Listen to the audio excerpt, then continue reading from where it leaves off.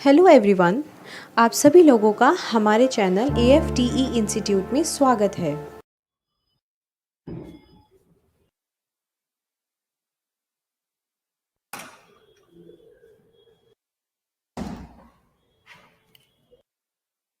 Good afternoon student. आज हम लोग पढ़ेंगे सार्जेंट प्लान या सार्जेंट योजना। Sergeant plan, sergeant plan 1944,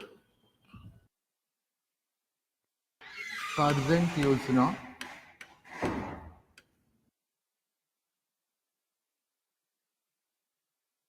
1944।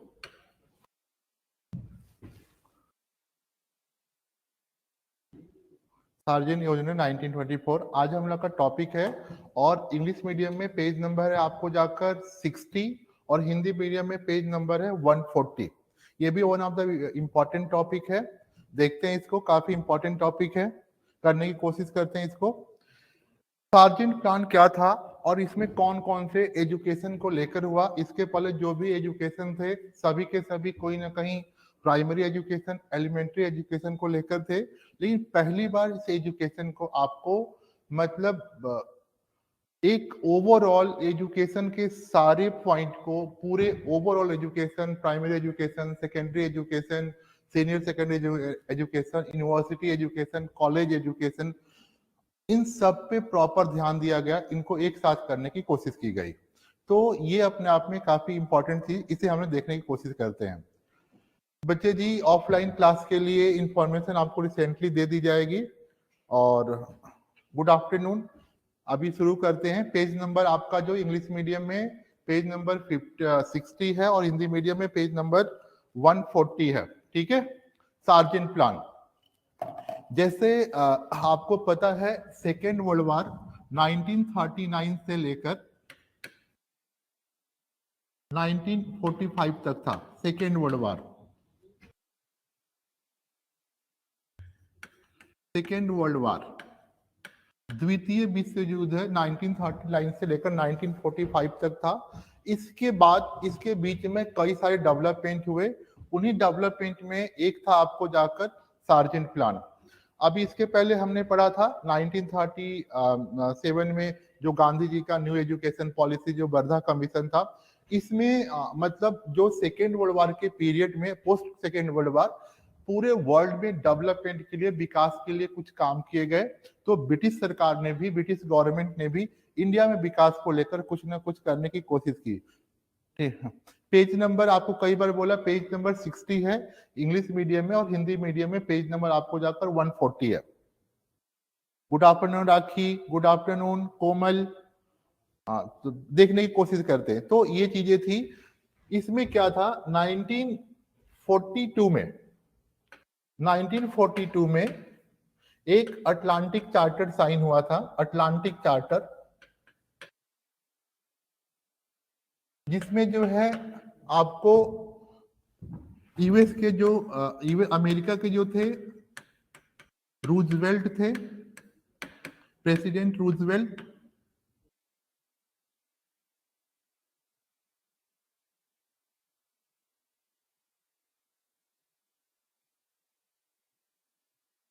Roosevelt, और जो है यूएसएसआर के, रशिया के, आपको जो सोवियत संघ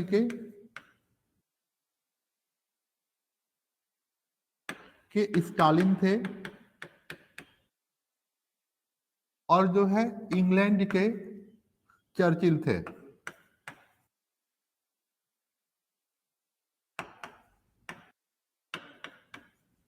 तीनों उन दिनों, ये तीनों जो काफी फेमस पर्सनालिटी थी सेकेंड वर्ल्ड वार के पीरियड में।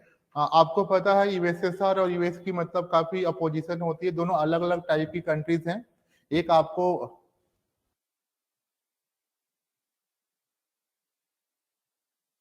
यस राखी, एनी प्रॉब्लम? तो इस तरीके से थी उसमें। तो इन्होंने आपस में मिला और एक 1939 1942 में अटलांटिक चार्टर साइन किया। और अटलांटिक चार्टर में तीनों ने आपस में एक बात की कि हम लोग सेकेंड वर्ल्ड वॉर इसलिए लड़ रहे हैं कि वर्ल्ड में सबके मन मुताबिक वहां के लोगों की गवर्नमेंट बने, उनकी डेवलपमेंट के लिए काम किया जाए। ठीक है, इस तरीके से किया गया। 1942 में इंडिया के वाइस राय ने उसी डेवलपमेंट में इंडिया के भी डेवलपमेंट के लिए कोशिश की गई। ठीक है, इंडिया के गवर्नर जनरल ने 22 मेंबर्स की एक कमेटी बनाई जिसके हेड थे सर सार्जेंट। ठीक है, 19 सीएबी गवर्नर जनरल ने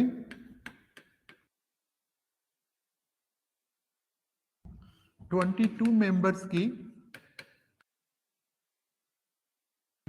एक कमेटी बनाई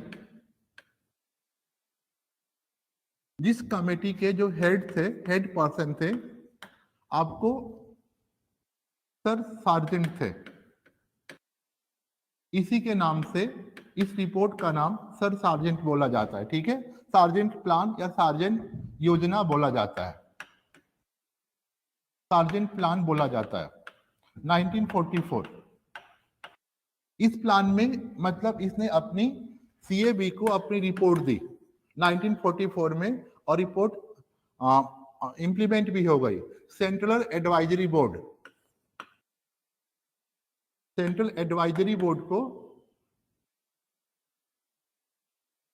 को रिपोर्ट दी और ये बोर्ड जो है लागू हो गई। और इसमें इंडिया के एजुकेशन को डेवलपमेंट के लिए ओवरऑल खुले दिल से पहली बार ब्रिटिश ने इंडिया के एजुकेशन को डेवलपमेंट करने के लिए काम करने के लिए कोशिश की कि इंडिया को डेवलपमेंट किया जा सके और इसके लिए प्रॉपर काम किया गया। इसमें एजुकेशन के जितने भी पहलू थे, जितने भी एस्पेक्ट थे, सब पे प्रॉपर ध्यान रखने की कोशिश की गई कि मतलब लोअर एजुकेशन को कैसे करेंगे, सीनियर एजुकेशन को कैसे करेंगे, इसमें चीजें थी इनको हम। और इसमें था कि 40 इयर्स तक पूरे इंडिया को लिटरेट करना है, 40 इयर्स से पूरे इंडिया में एजुकेशन को स्प्रेड करना है, 40 इयर्स के अंदर पूरे इंडिया में एजुकेशन को स्प्रेड करना है, बढ़ावा देना है, इस तरह की बात कही गई। अब देखो सर सार्जेंट प्लान के अंदर कौन कौन सी बातें थी, एक एक करके देखेंगे। देखो सार्जेंट प्लान कि कौन कौन से फीचर्स थे, कैसे काम किया, इसको हम एक टेबल के द्वारा समझ सकते हैं। ठीक है, 1944 सबसे पहले देखो कौन कौन सी मेन बातें थी उसको देखने की कोशिश करते हैं। नंबर 1 था आपको pre primary education. Pre primary education ऐसे हम अगर टेबल वाइज लिखते हैं तो हमारी प्रेजेंटेशन अच्छी होती है। दूसरा था आपको जाकर बेसिक एजुकेशन।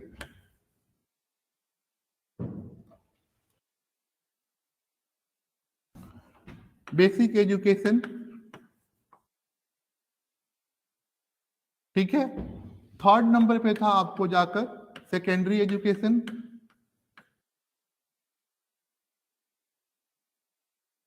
सेकेंडरी एजुकेशन, उसके बाद था टेक्निकल यूनिवर्सिटी एजुकेशन।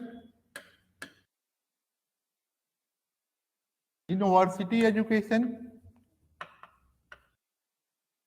उसके बाद टेक्निकल एजुकेशन,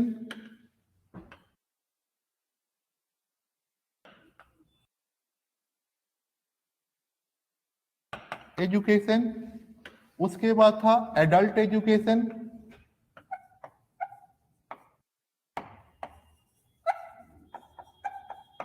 दो पॉइंट है और है, आप अलग से लिख सकते हो। टीचर्स ट्रेनिंग,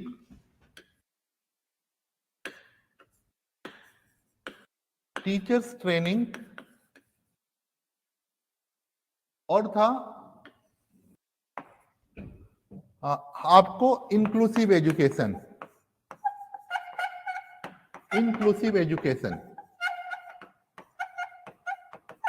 ऐसे आप देख सकते हो, मतलब इतना ब्रॉड तरीके से किसी भी एजुकेशन में कवर करने की कोशिश नहीं की गई। गांधी जी ने भी किया था, बेसिक एजुकेशन को इंपॉर्टेंट दी कि मतलब लोग किसी तरह के कुछ काम कर सके, देख सके, इसको करने की कोशिश की। लेकिन इस एजुकेशन में प्रॉपर हिंदी मीडियम में बच्चे पेज नंबर 140 है और इस मीडियम इसको टेबल को बनाओगे तो ज्यादा इंपॉर्टेंट बात क्लियर होगी। 1944 में मतलब post cold war, post second world war, पूरे वर्ल्ड में फिर से डेवलपमेंट के काम स्टार्ट हो गए थे। जैसे ही हिटलर हार चुका था, जर्मनी हार चुका था यूएसएसआर के हाथों से, तो सबको लगा कि एक तरीके से वर्ल्ड खत्म की ओर जा रही है। तो उस तरीके से पूरे वर्ल्ड में कुछ ना कुछ डेवलपमेंट और प्रोग्रेसिव वर्क हो चुके थे। उसी बीच इंडिया में भी सार्जेंट प्लान आया, सार्जेंट योजना, जिसके अंदर एजुकेशन की मतलब खुले दिल से इंडिया में एजुकेशन को पहली बार लॉन्च करने की कोशिश की गई। और एजुकेशन के जितने भी एस्पेक्ट्स थे सबको खुले तरीके से, primary education, pre primary education, basic education, secondary education, university education, technical education, adult education, teachers training and inclusive training. मतलब समझो 1944 में अगर कोई इंक्लूसिव ट्रेनिंग या एजुकेशन की बात कर रहा हो या फिजिकली चैलेंज बच्चों के एजुकेशन की बात कर रहा हो, तो ये अपने आप में इंपॉर्टेंट बात थी। इस तरह से चीजों को ध्यान में रख के एक ब्रॉड तरीके से चीजों को रखा गया। ये आप देखोगे, ये काफी इंपॉर्टेंट है। इसको आप ऐसे ग्राफ वाइज बनाओगे तो आपको आपके आंसर काफी अच्छे होंगे। हिंदी मीडियम में सेम टू सेम ऐसे लिख सकते हो, pre primary education, second basic education, secondary education, university education, technical education, adult education, teacher training education and inclusive education. ये काफी इंपॉर्टेंट पॉइंट थे। इस बेस पे हम सार्जेंट प्लान को एक्सप्लेन कर सकते हैं। तो सार्जेंट प्लान 1944 में सीएबी को रिपोर्ट दिया और ओवरऑल एजुकेशन के जितने भी एस्पेक्ट थे उन पे प्रॉपरली एक तरीके से काम करने की कोशिश की, ध्यान देने की कोशिश की और अपने आप में इंपॉर्टेंट बातें थी। अब एक एक करके इसमें देखेंगे कि क्या क्या मेन बातें थी। तो सबसे पहले पेज नंबर 1 पे चलते हैं। पॉइंट नंबर 1 पे प्री प्राइमरी एजुकेशन पहला काम था। इसको पहला जो पॉइंट था pre primary education, pre primary education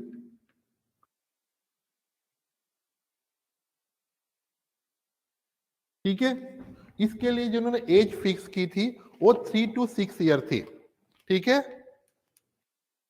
pre primary education के लिए जो एज फिक्स किया था 3 to 6 ईयर। ठीक है, इसमें जो है रूरल एरिया में pre primary education and urban में इसको नर्सरी एजुकेशन के नाम से जाना गया। Pre primary education in rural area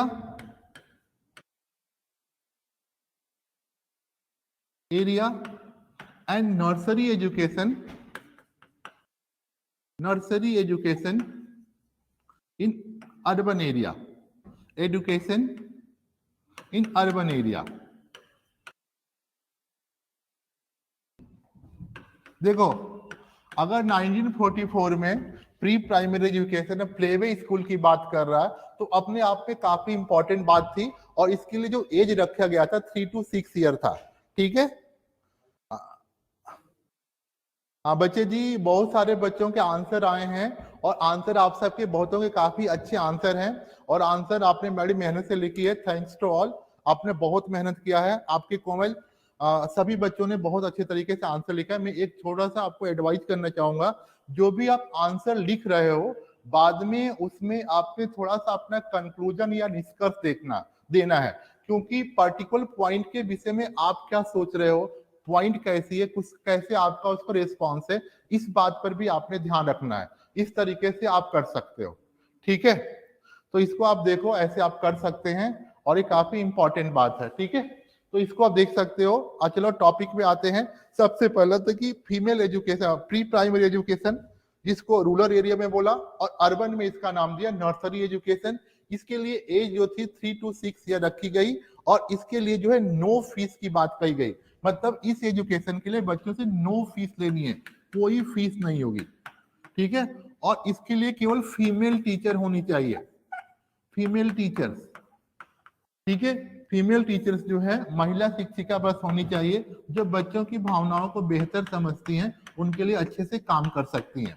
महिला टीचर्स होनी चाहिए और 3 to 6 ईयर्स इसके लिए जो होना चाहिए, नो फीस। ठीक है, इसके अंदर बात कही गई। ठीक है, और बच्चों के ऊपर कोई भी बुक का बर्डन नहीं होना चाहिए, नो बर्डन ऑफ बुक्स। ठीक है, no burden of book. No burden of book.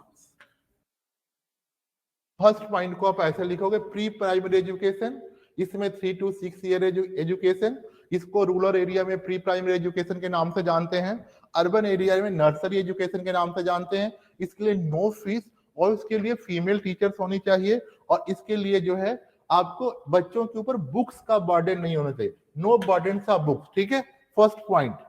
Second point देखो, आपको था बेसिक एजुकेशन। ठीक है, जो दूसरा पॉइंट था बेसिक एजुकेशन, पॉइंट नंबर 2 है इसके अंदर बेसिक एजुकेशन। बेसिक एजुकेशन को कैसे देखते हैं, इसके लिए आपको एज 6 to 14 ईयर्स थी, 6 to 14 ईयर्स। ठीक है, जिसमें 6 to 11 ईयर्स आपको junior education, junior basic education, 6 to 11 years junior basic education, basic education, और जो है 11 to 14 years, 11 to 14 years senior basic education.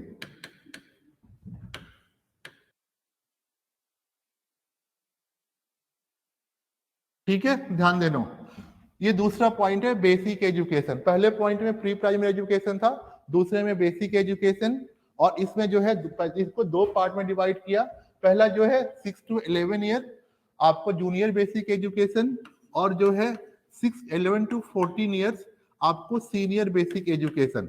इस तरीके से इसको दो पार्ट में डिवाइड किया, और इसके अंदर क्या क्या चीजें थी, जो जो जो जो इसमें जो था जूनियर बेसिक एजुकेशन में 30:1, मतलब 30 स्टूडेंट पे एक टीचर्स होना चाहिए था, और सीनियर बेसिक एजुकेशन में 25:1, मतलब 25 स्टूडेंट पे एक टीचर्स, 30 स्टूडेंट्स इस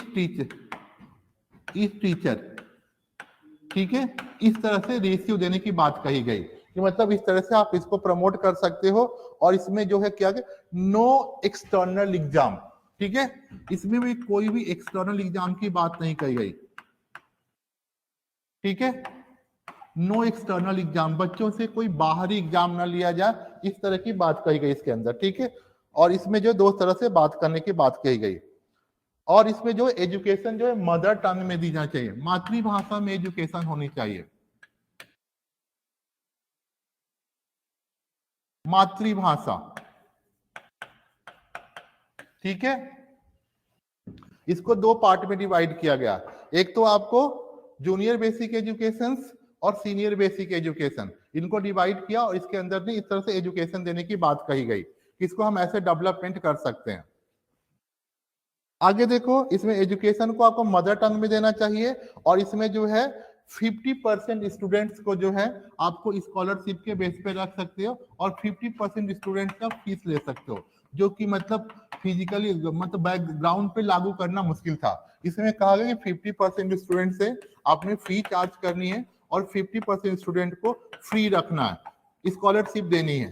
तो ये बातें पॉसिबल नहीं थी, जो ग्राउंड पे नहीं हो सकता था। तो दूसरा पॉइंट था आपको बेसिक एजुकेशन। बेसिक एजुकेशन में दो पार्ट किए, 6 to 14 ईयर्स था, 6 to 11 ईयर आपको जूनियर बेसिक एजुकेशन, और 11 to 14 year senior basic education. इसमें जो है जूनियर में 30 स्टूडेंट पे 1 टीचर होना चाहिए, और इसमें जो सीनियर एजुकेशन में, सीनियर बेसिक एजुकेशन में 25 स्टूडेंट पे 1 टीचर होना चाहिए, और एजुकेशन जो मदर टंग में दी जानी चाहिए, और 50% स्टूडेंट को आप स्कॉलरशिप दो, और 50% स्टूडेंट आप फीस चार्ज कर सकते हो, जो कि बेसिकली ग्राउंड पे इम्प्लीमेंटेड नहीं था।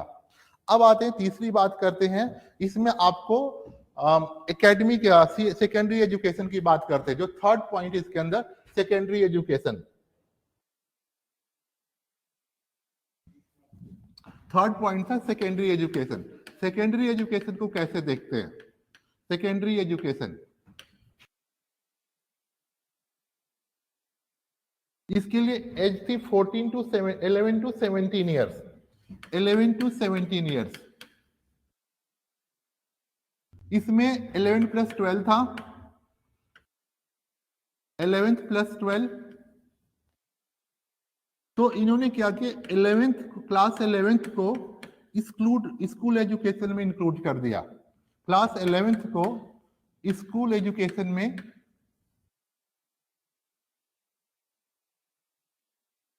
इंक्लूड कर दिया और क्लास 12th को कॉलेज एजुकेशन में इंक्लूड कर दिया। ध्यान देना, जो थर्ड पॉइंट था सेकेंडरी एजुकेशन, सेकेंडरी एजुकेशन के लिए एज थी 11 टू 14 ईयर्स, और इस 11 टू 14 ईयर्स में इसने 11th और 12th दो क्लास होते हैं, तो क्लास 11th को स्कूल एजुकेशन में कर दिया और क्लास 12th को आपको कॉलेज एजुकेशन में कर दिया, और इसको दो पार्ट में डिवाइड किया, एक एकेडमिक एजुकेशन, दूसरा टेक्निकल एजुकेशन। इसको जो सेकेंडरी एजुकेशन को दो पार्ट में किया, एकेडमिक एजुकेशन और सेकेंडरी एजुकेशन। एकेडमिक एजुकेशन और दूसरा था technical education.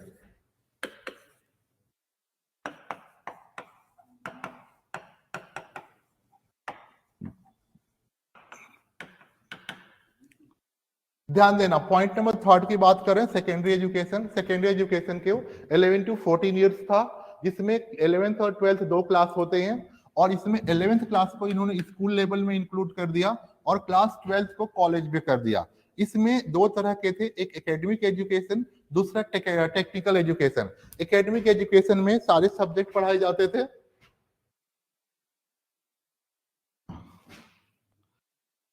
Academic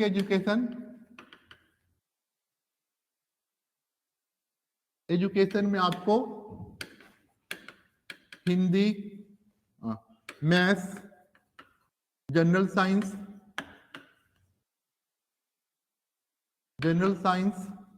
social study,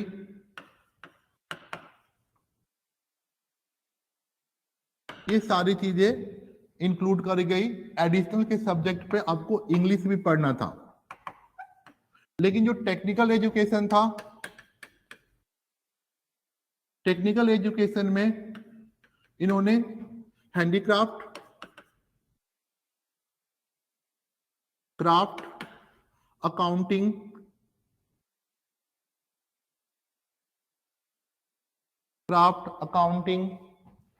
आपको जाकर मेटल वर्क,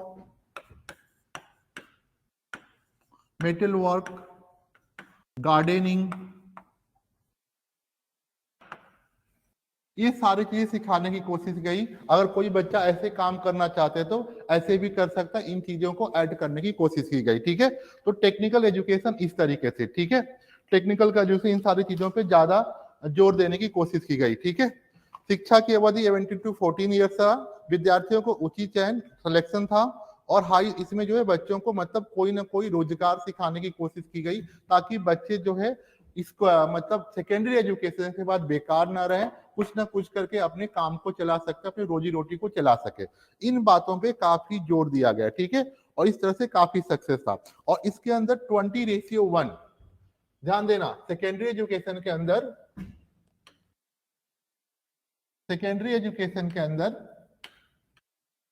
20:1 मतलब 20 स्टूडेंट पे एक टीचर्स होना चाहिए। 20 स्टूडेंट्स पे एक टीचर्स होना चाहिए, इस बात पर इंपॉर्टेंस दी गई। ठीक है, इस तरह से देखा, सबसे पहले आपने प्राइमरी एजुकेशन को देखा, उससे आपने बेसिक एजुकेशन को देखा, इसके बाद आप सेकेंडरी एजुकेशन को देख रहे हैं। अब आगे देखते हैं हम, आगे बढ़ के इसके बाद यूनिवर्सिटी एजुकेशन। ठीक है, point number 4, university education. Sergeant plan के अंदर हम लोग को किसको डिस्कस कर चुके हैं टेबल के अकॉर्डिंग। सार्जेंट प्लान 1944, इसके अंदर सबसे पहले हमने डिस्कस किया है आपको जाकर प्री प्राइमरी,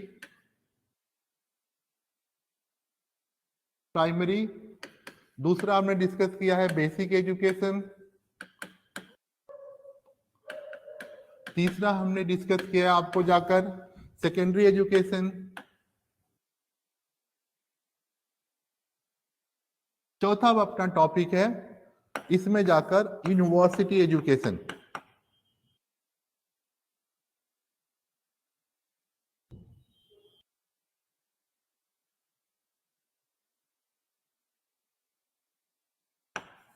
यूनिवर्सिटी एजुकेशन, ठीक है। अब देखो यूनिवर्सिटी एजुकेशन के अंदर क्या फीचर्स थे। पॉइंट नंबर 4 है सार्जेंट प्लान में यूनिवर्सिटी एजुकेशन।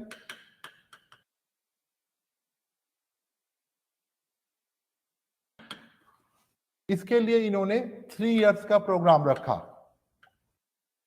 3 इयर्स ग्रेजुएट, आज भी ग्रेजुएशन 3 इयर्स के लिए होती है।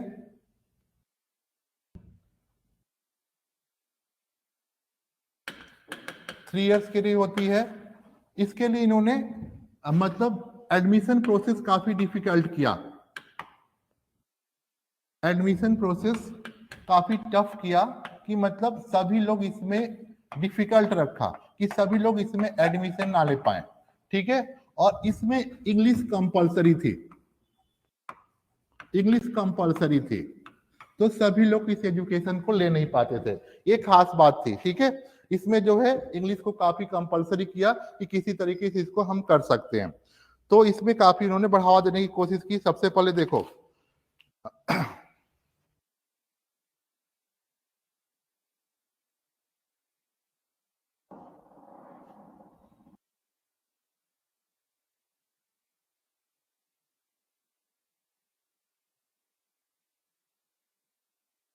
इसमें इन्होंने क्या किया कि मतलब इस तरह से हम इसको कर सकते हैं। तो इसमें यूनिवर्सिटी 3 इयर्स के लिए रखा और इसमें जो है आपको एडमिशन प्रोसेस डिफिकल्ट था, इंग्लिश पढ़ना कंपलसरी था, ठीक है। ये इनकी नेक्स्ट इंपॉर्टेंट बात थी। नेक्स्ट आपको जो इसके अंदर जो इंपॉर्टेंट पॉइंट है, आपको जाकर यूनिवर्सिटी के बाद तकनीकी शिक्षा और व्यवसायिक शिक्षा, टेक्निकल एंड वोकेशनल एजुकेशन, ठीक है। टेक्निकल और वोकेशनल एजुकेशन के लिए भी काफी इंपॉर्टेंस दिया इन्होंने। नेक्स्ट पॉइंट है टेक्निकल एंड वोकेशनल एजुकेशन। देखो कितनी बड़ी बात है, उस टाइम पे टेक्निकल एजुकेशन की बात कही जाए, technical and vocational education, vocational education, तकनीकी और व्यवसायिक शिक्षा, तकनीकी और व्यवसायिक शिक्षा।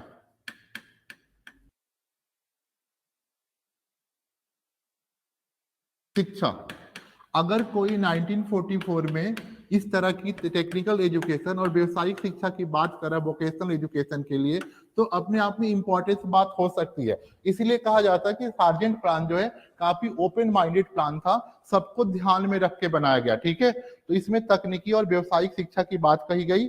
इसमें जो है मतलब लोगों को कुछ ना कोई हायर क्लास का वर्क सिखाया जाए, ठीक है। इसमें जो है मतलब हाई क्वालिटी वर्क कैटेगरी रखी गई, कई सारे इसमें कैटेगरी बनाकर रखा गया इसके अंदर। जैसे सबसे पहले था high class of the worker, इसके अंदर कई सारे पॉइंट थे। High class worker,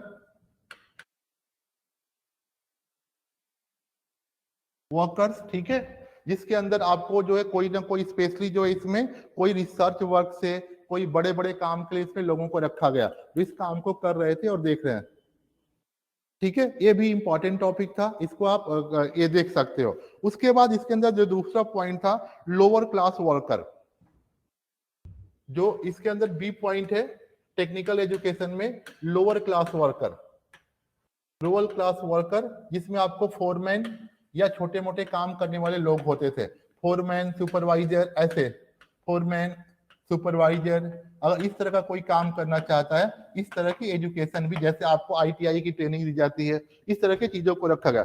skilled craftsman, ठीक है, थर्ड पॉइंट था स्किल्ड क्राफ्टमैन, सी पॉइंट था स्किल्ड क्राफ्टमैन, क्राफ्टमैन, इस तरह की ट्रेनिंग गई, कोई ना कोई क्राफ्ट ट्रेनिंग उनको दी जाए ताकि वो अपने काम को कर सके। उसके बाद सेमी स्किल्ड क्राफ्टमैन, जो छोटे मोटे काम कर सकते थे, ठीक है, semi skilled craftsman, D point था सेमी स्किल्ड क्राफ्टमैन।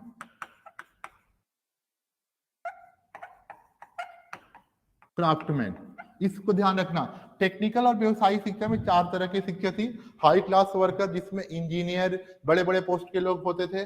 दूसरा लोअर क्लास जो फोरमैन, सुपरवाइजर, स्किल्ड वर्कर जो अच्छी तरह से काम कर सकते थे, और स्किल्ड वर्कर, इस तरह की ट्रेनिंग देने की बात कही गई। उसके बाद देखते हैं एडल्ट एजुकेशन या प्रौढ़ शिक्षा, पॉइंट नंबर 6, प्रौढ़ शिक्षा या एडल्ट एजुकेशन। एडल्ट एजुकेशन से रिलेटेड कौन कौन सी बातें थी? एजुकेशन या प्रौढ़ शिक्षा?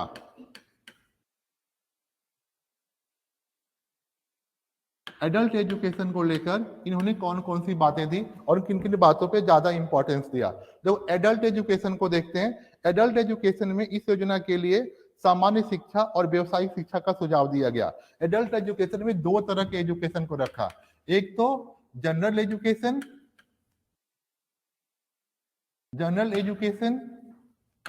और दूसरा था इसके अंदर आपको वोकेशनल एजुकेशन। वोकेशनल एजुकेशन सामान्य शिक्षा और व्यावसायिक शिक्षा, दो तरह की शिक्षा की बात कही गई। सामान्य शिक्षा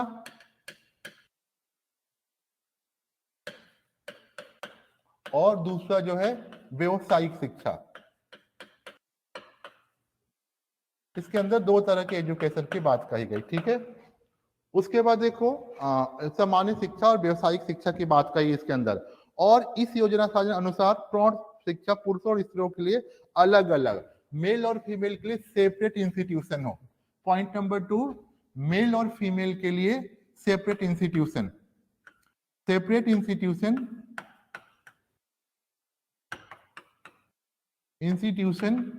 for male and female, separate institution for male and female.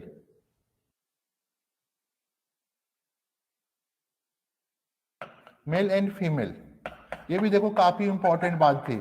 अगर कोई 1944 में प्रौढ़ शिक्षा की बात करता है तो अपने आप में काफी इंपॉर्टेंट बात थी। इसके अंदर इन्होंने दो तरह के एजुकेशन रखे, एक जनरल एजुकेशन जो व्यक्ति अपना छोटे मोटे अपने लिख पढ़ सके, अपने काम कर सके, और दूसरा जो है वोकेशनल एजुकेशन, मतलब कोई ना कोई एजुकेशन लेकर कोई काम कर सके, अपने को आगे बढ़ा सके। उसके बाद इसमें मतलब कोई प्रॉब्लम ना हो, इसके लिए इन्होंने सेपरेट मेल और फीमेल के लिए अलग से एजुकेशन रखने की कोशिश की बात कही, ठीक है। इसके लिए इन्होंने इसको पॉपुलर बनाने के लिए लाइब्रेरी खोलने की बात की, ठीक है। लाइब्रेरी या पुस्तकालय की बात कही इसके अंदर। नेक्स्ट पॉइंट लिखोगे लाइब्रेरी या पुस्तकालय की भी बात कही कि अगर पुस्तकालय बनेगा तो लोग पढ़ेंगे, तो इसमें होगा। दूसरी बात, इनके लिए जो है इंटरटेनमेंट की भी बात कहेगी, मतलब कोई आए तो वो इसको बहुत सारे एजुकेशन से नहीं, तो इंटरटेनमेंट या मनोरंजन के कुछ न कुछ साधन जुटाने की बात कहे, ताकि लोग इसमें किसी तरह से एजुकेशन से कनेक्ट हो और एजुकेशन को आगे बढ़ाने की कोशिश करें। ये भी काफी इंपॉर्टेंट बात थी। अगर 1944 में कोई एडल्ट एजुकेशन, किसी ने एजुकेशन नहीं ली और उसके एजुकेशन की बात कही जा रही है, तो अपने आप में काफी इंपॉर्टेंट बात थी, ठीक है। क्योंकि इसके बेस पे आप बोल सकते हो कि लोगों की पहली सोच थी जो कुछ करना चाह रहे, जिन्होंने एजुकेशन को काफी इंपॉर्टेंट देने की बात कही, ठीक है। तो इस तरह से आप देखोगे इस बात को कही गई। मतलब एक एडल्ट एजुकेशन सेंटर पे केवल 25 स्टूडेंट होने चाहिए, 25 student in one adult education centres, 25 student in one centre, मतलब एक सेंटर पे 25 से ज्यादा बच्चों को ना रखा जाए इन वन सेंटर, क्योंकि फिर उसमें स्टडी करने में प्रॉब्लम होगी। ये भी काफी इंपॉर्टेंट बात थी जिसको रखने की कोशिश किया गया। हम कम, और इसके लिए 1 ईयर का ड्यूरेशन होना चाहिए, मतलब प्रौढ़ शिक्षा के लिए ड्यूरेशन फॉर 1 ईयर होना चाहिए। देखो कितनी इंपॉर्टेंट बातें होती। ड्यूरेशन जो था इसका 1 ईयर का था, ठीक है। मतलब इसमें दो तरह के एजुकेशन थे, जनरल एजुकेशन और दूसरा वोकेशनल एजुकेशन।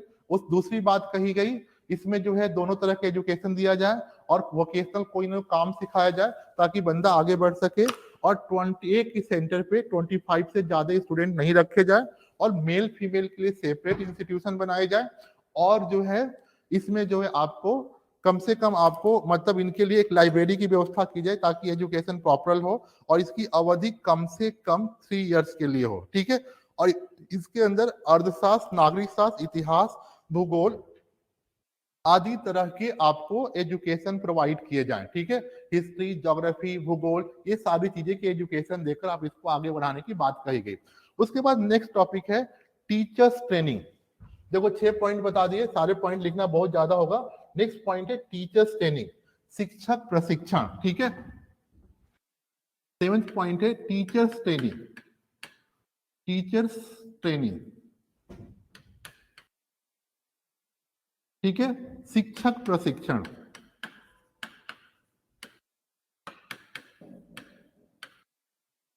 शिक्षक प्रशिक्षण, ये भी काफी इंपॉर्टेंट था।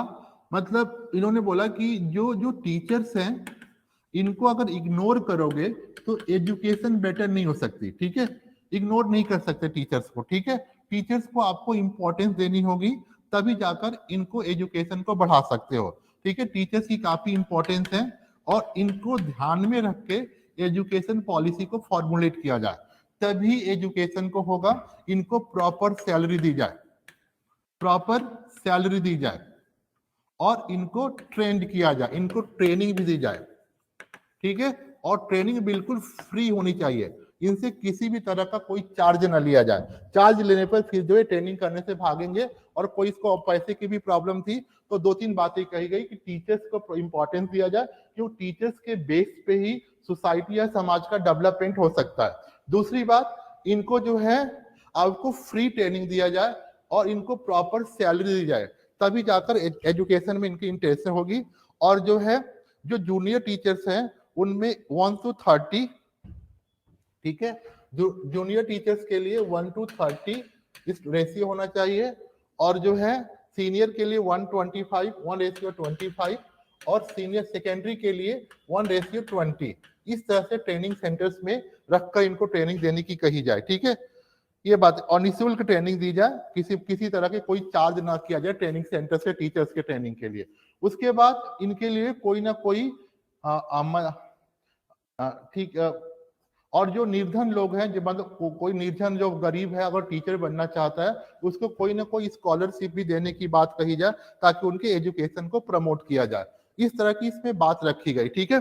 ये काफी इंपॉर्टेंट था। मतलब पहली बार मतलब टीचर्स को ट्रेनिंग देकर एजुकेशन को लॉन्च करने की बात अपने आप में बहुत बड़ी बात थी। और टीचर्स के लिए कैसे कैसे मतलब उनको फ्री ट्रेनिंग दिया जाए।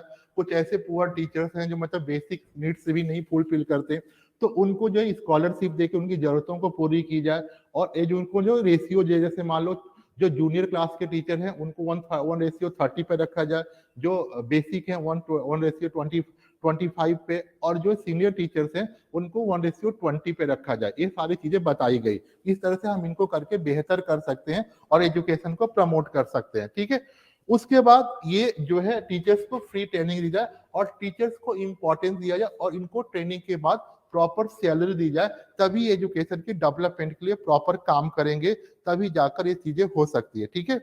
ये काफी इंपॉर्टेंट पॉइंट थी। अब आगे देखो, मतलब अब देखो इसके बाद है इंक्लूसिव एजुकेशन या समेकित शिक्षा। देखो कितनी बड़ी बात है। आपका एक चैप्टर भी है, point number 7, point number 8, inclusive education, inclusive education या समेकित शिक्षा।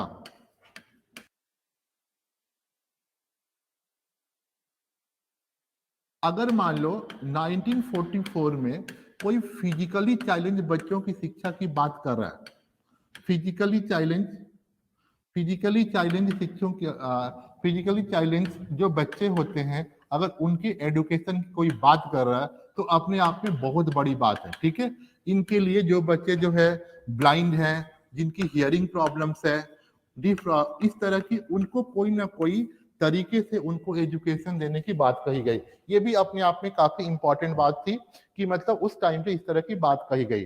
प्रशिक्षण उनको विशेष प्रकार कर कोई ना कोई जो मतलब ट्रेनिंग देकर कुछ ना कुछ करके उनको आगे बढ़ाने की बात कही गई, ताकि एजुकेशन लेकर अपने डेवलपमेंट को कर सके, ठीक है। ये काफी इंपॉर्टेंट बात थी इसके अंदर, जिसमें उनको बच्चों को ट्रेनिंग देकर उनको आगे करने की बात की गई।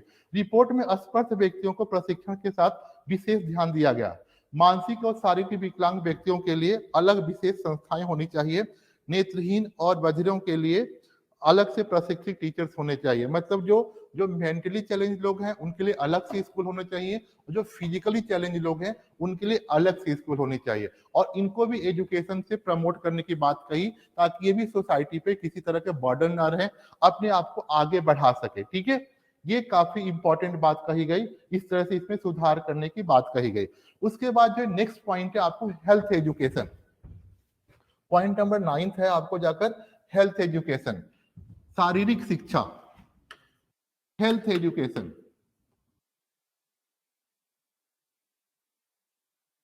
हेल्थ एजुकेशन, शारीरिक शिक्षा।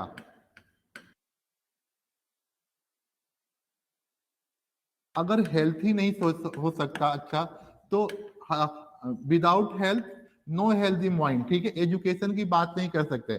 हेल्दी बॉडी है हेल्दी माइंड बोला जाता है। इन दोनों हेल्थ एजुकेशन को भी काफी प्रमोट करने की बात कही गई, मतलब विद्यालयों के लिए स्वास्थ्य शिक्षा कंपलसरी है। In school health education is compulsory.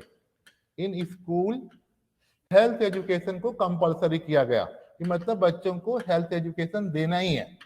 ठीक है, उसको स्पोर्ट्स के द्वारा, गेम के द्वारा किस तरीके से दोगे ये डिपेंड करता है, इसके ऊपर देने की बात कही गई। ठीक है, और दूसरी बात थी इसमें जो है इन्वायरमेंटल से कमरे में, मतलब कमरे में बंद कमरे को छोड़कर इन्वायरमेंट के साथ अटैच करने की बात कही गई, कि खुले एटमॉस्फेयर में फील्ड में बच्चों को एजुकेशन दिया जाए, कि लोग इन्वायरमेंट से कनेक्ट हों। ठीक है, ना कि रूम से कनेक्ट होते रहें। और जो है छात्रों को 6, 11, 14 ईयर्स में आयु पर जांच की जाए, और बच्चों को हेल्थ रेगुलर 6 ईयर्स, 11 ईयर्स और 14 ईयर्स पे, ठीक है, उनको हेल्थ चेकअप किया जाए। देखो कितनी बड़ी बात है, हेल्थ चेकअप किया जाए। ठीक है, इस तरह की बात कही गई, और इसमें काफी इंपॉर्टेंस देने की बात कही गई। साधारण लोगों के लिए चिकित्सा किया जाए, और दुर्बल छात्रों पर विशेष है, जो वीक स्टूडेंट हैं उन पे काफी ध्यान दिया जाए, और उनके लिए जो अलग से सबकी चेकअप पे कोशिश की जाए। ये मतलब सार्जेंट प्लान के अंदर सर जार्जेंट की मतलब सिफारिशें थी। Pre primary, basic education, secondary education, आपको यूनिवर्सिटी एजुकेशन, एडल्ट एजुकेशन, आपको जाकर university education, technical education, vocational education, आपको इंक्लूसिव एजुकेशन और हेल्थ एजुकेशन, इन सारी बातों को कहने की बात कही गई और इसको लागू करने की बात की। अब देखो इसके कौन कौन से मेरिट्स थे, ये आपने इसके मेन पॉइंट रख लिए। इसके मेरिट्स को देखते हैं, इसकी क्या क्या विशेषताएं थी। Merits of the sergeant plan, sergeant plan की कौन कौन से मेरिट्स थे। ठीक है, मेरिट्स देखो, इसकी विशेषताएं या गुण भी बोल सकते हैं, इसके कौन कौन से गुण थे देखते हैं। सबसे पहले इसके कौन कौन से गुण थे। इंपॉर्टेंस ऑफ द, ये कॉम्प्रिहेंसिव फ्रेमवर्क था। ठीक है, मतलब पहली बार ये कॉम्प्रिहेंसिव फ्रेमवर्क था जो एजुकेशन के ऑल एस्पेक्ट पे प्रॉपर ध्यान दिया गया। ठीक है, दूसरी बात जो है इसमें all around development of the personality, मतलब सबके संपूर्ण विकास की बात कही गई, कि सबको प्रॉपर विकास किया जाए, सबके डेवलपमेंट के लिए बात किया जाए।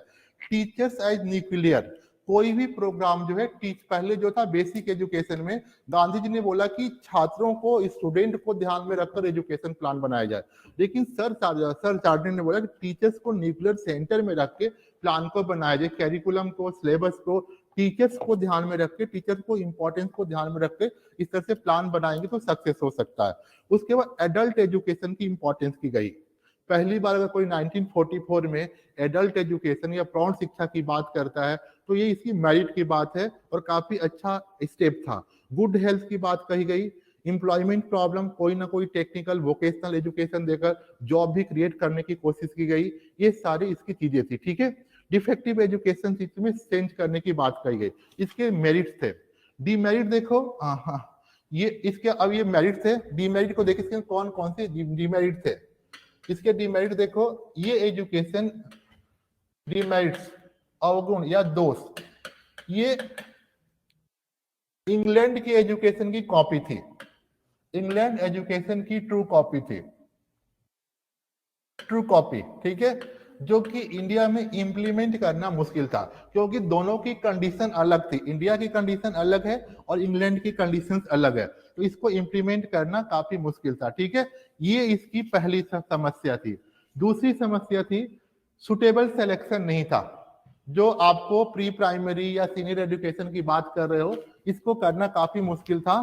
तो ये जो है मुश्किल था, ठीक है, इस तरह की प्रॉब्लम हो रही थी। तो इसको भी करने के लिए काफी जो ये पॉसिबल नहीं था। दूसरा देखो, इसमें जो डिमेरिट्स के अंदर थे कि मतलब एक्सपेंसिव सिस्टम थी, इनमें सारी चीजों की तो बात कही गई, लेकिन इन कामों के लिए पैसे कहाँ से आ गए, ठीक है। तो पैसे और फंडिंग को लेकर काफी इशू था, इसको लेकर काफी ठीक है।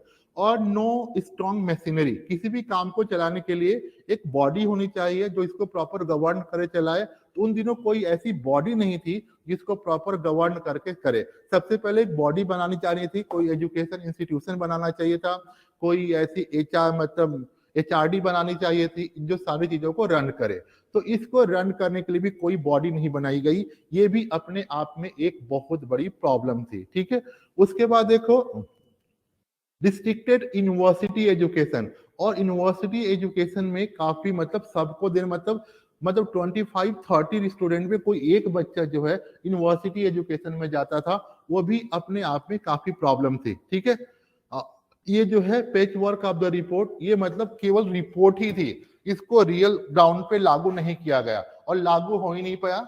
और 1947 में इंडिया इंडिपेंडेंस हो गया, और इंडिया का इंडिपेंडेंस होते ही जो सार्जेंट प्लान था एक बस्ते के अंदर बंद हो गया।